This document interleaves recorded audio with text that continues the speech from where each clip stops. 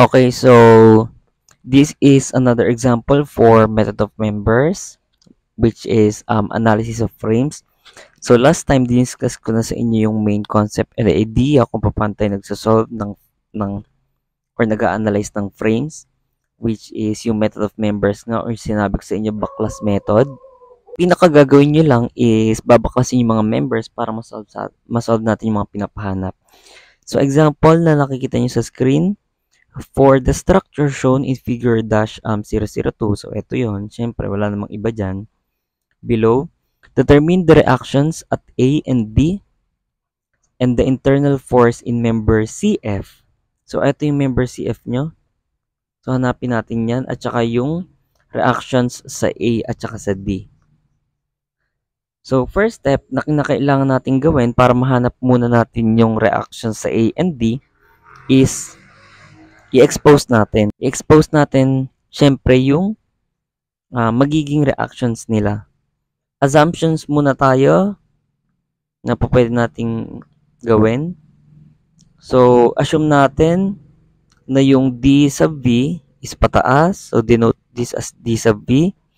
Tapos yung D sub X, which is pag ganito, is to the right.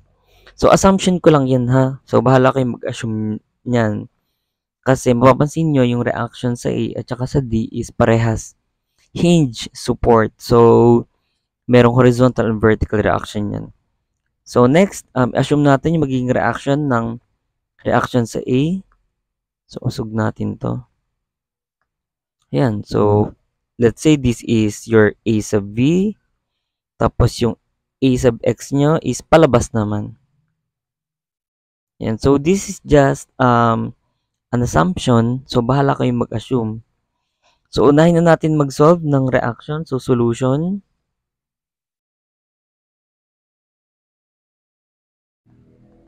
Solution, mag-summation ng moment muna tayo. Kahit saan sa dalawa na yan. So, mag-summation ng moment tayo. Summation ng moment sa D is equal to 0 positive clockwise moments. So, ayan, balik tayo. Pero, syempre, kapag nag-moment tayo doon is, ibig sabihin, kino-consider natin yung whole. Considering whole structure as FBD.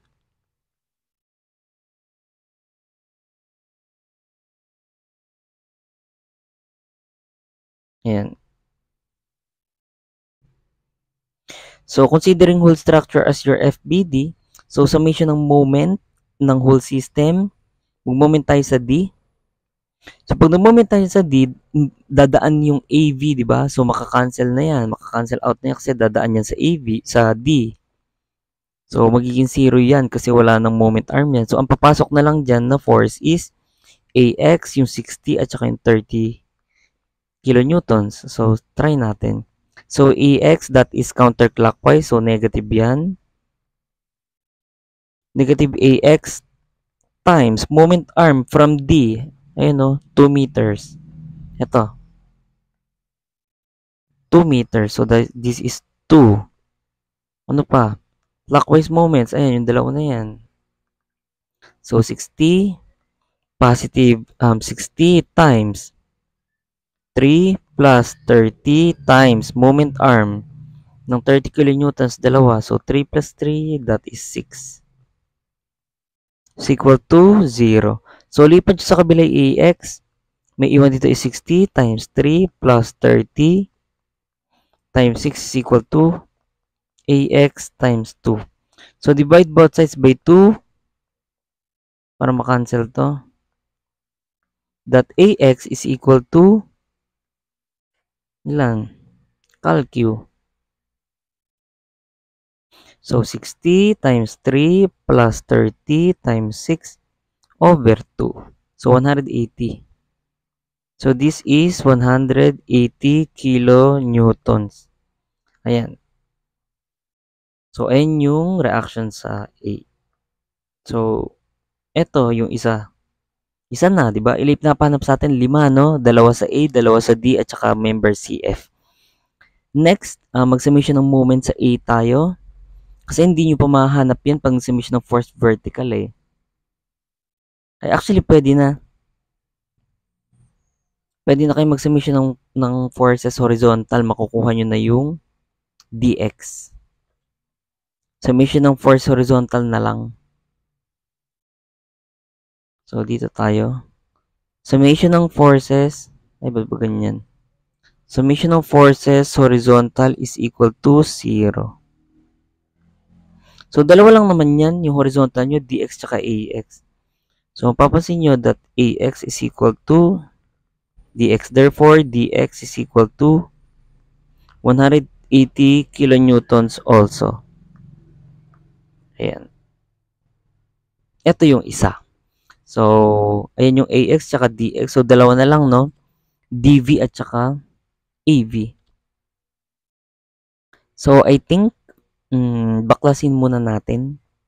Magbaklas muna tayo. Ano kaya yung unang baklasin? So, dalawa lang ang pwede yung choice dyan, yung ABC at saka DEF. Kasi, yun lang yung meron tayong hinahanap.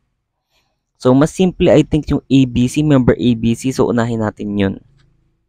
Okay? So, sige. Pag binaklas nyo yung member ABC, so, kunin natin. Ayan. So, lagay ko dito.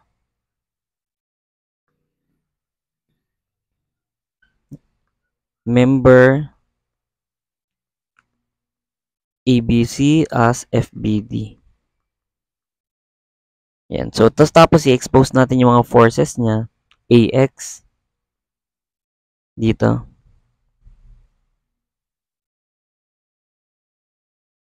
A sub X. Tapos yung A sub V niya. Kasi ito yung joint, yung point A nyo. Tapos sa B naman. So, syempre, merong member yan. Nakakabit yan. Pag inalisan natin yung member B yan. This is your member BE. Tapos sa C naman, pag inalis natin yung member ABC, meron kayo may expose na member CF. This is your member CF. Tapos, kuhanin na rin natin class yung triangle niya dito para sa pagsasolve natin. So, papansin nyo, pag binalikan nyo dito, that is 1.52, tsaka 2. So, this is 1.5, tapos 2 ito. So, kung 1.5 tsaka 2 yan, square root ng 1.5 squared plus 2 squared, that is 2.5. Yan. So, ano pa? Distances. This is 1.5. This is 1.5 meters. Tapos yung isa is 3 meters. Yan. Yan na. That is your member ABC. So, kapag kinuha nyo yung member ABC, so summation ng forces horizontal, no? Makukuha na natin yung isa kasi meron na kayong value ng AX. Makukuha nyo na yung CF dyan. So, sige. Summation ng forces horizontal is equal to 0. So, lahat ng left, that is AX. Equate nyo sa lahat ng right. Isa lang naman yan, member CF. Member CF times. Naka-inclined yan. Kunin yung horizontal, that is 1.5 over 2.5. 1.5 over 2.5. Substituting the value of AX na nakuha nyo, 180 kilonewtons, is equal to CF times 1.5 over 2.5. So, divide both sides by 1.5 over 2.5. So, makakancel to. Diba? And then, ang matitira is CF na lang. Therefore, your CF is equal to ilan? Calc yun yung class. So, fraction, that is 180. Tapos sa baba, fraction ulit. 1.5 over 2.5. That is 300 kilonewtons. So, ayan na.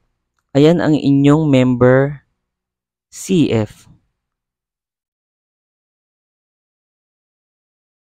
Ayan, ayan ang inyong force sa member CF. So, ano pa? Summation ng force vertical, no? Para makuha natin yung AV. Ayan. So, summation ng forces vertical. Mas madali. Pero kapag ang summation ng force vertical ka, meron kayong member BE, CF, at saka AV, di ba? So, tatlo yan. Wala pa kayong member BE. So, ganito na lang. Mag-moment na lang kayo sa B. Dito yung point B nyo, di ba? This is your point C. Mag-moment na lang kayo sa B para ma-eliminate na yan. Para ang ma-expose na lang is yung CF at saka AV. So, sige. Positive clockwise moments, summation ng moments sa B is equal to 0. So, ayan. Pagka nag-moment ka sa B, clockwise moments nyo is yung CF lang naman. CF times. Vertical yung papasok niya kasi di ba magkakaroon to ng vertical. Tapos magkakaroon to ng horizontal. Yung horizontal, magsisiro na yan. So, CF times vertical, that is 2 over 2.5 times yung moment arm niya is 1.5 minus counterclockwise moments, that is your AV times 3 is equal to 0. So, substituting the value of CF, that is 180 times 2 over 2.5 times 1.5 is equal to A sub B o times 3. So, solving for A sub B, makukuha nyo class is, divide both sides nyo na lang by 3 yan. It is 180 times 2 over 2.5 times 1.5 over 3. So, that is 72. 72 kilonewtons. So, wait. Check nyo nga mabuti. Hindi pala yun 180. Hindi yan 180 class ha. Pala yun 180. So, magaling 180 na yan. 300 to. Kaya pala. So, 300 yan. Yung 180 pala yung AX tsaka DX. So, CF nyo is 300 ulit. So, that is 300 times 2 over 2.5 times 1.5 and then fraction. Ay, ano ba yan? Times 2 over 2.5 times 1.5 fraction over 3. That is 120. Ito yung tama. 120 kilonewtons. So, ito yung inyong A sub B. Perfect. O, diba? Next. Ano pang next? Balik kayo dun. Ano pang kulang? So, 5 yan. Dalawang D, dalawa sa D, dalawa sa A, at saka isang CF. So, meron na kayong AX, DX, AB, CF. So, DV na lang, no? So, balik kayo dun. Considering the whole system as your FBDs, tsaka kayo mag-summation ng force vertical, papasok to, ito, at saka ito. Ayan. So, pwede nyo gawin yun ha, pabalik-balik dun sa mga members at saka whole system. So, again, considering,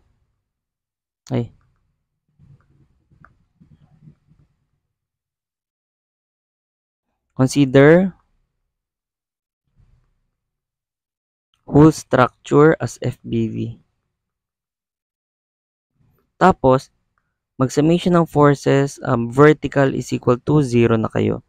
Huwag kayong malilito class sa summation ng force vertical at horizontal. Pwede nyo gawin, i-positive nyo lahat ng upward, tapos i-minus nyo lahat ng downward, or lahat ng upward, i-equate nyo sa lahat ng downward. Parehas lang yan. Pansinin nyo, ito.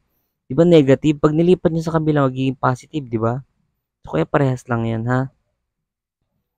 So, lahat ng upward, i-equate nyo sa lahat ng downward. So, isa lang na may upward yan, that is your DV. Tapos, lahat ng downward, that is your AV. Ano ang AV nyo? Ayan, kakasolve lang. 120 plus downward pa 60 at saka 30, di ba? plus 60 plus 30.